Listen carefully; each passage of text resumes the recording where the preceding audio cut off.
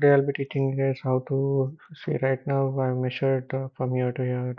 So the length is around 2.6, but I want it in so how do I do it? So first of all, just go to this and you know that it is 2600, it is in So that means, first of all, I need to go to the scale, and I need to press one base point.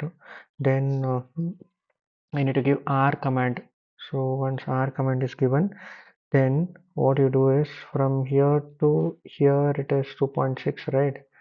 So you guys now need to do 2600. Just give it.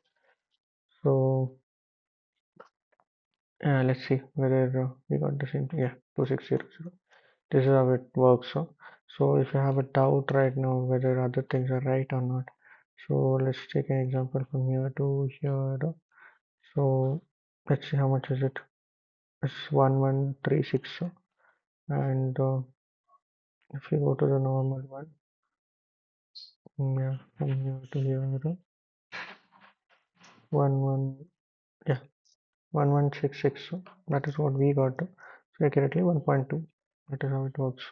So this is how we need to do it. Thank you.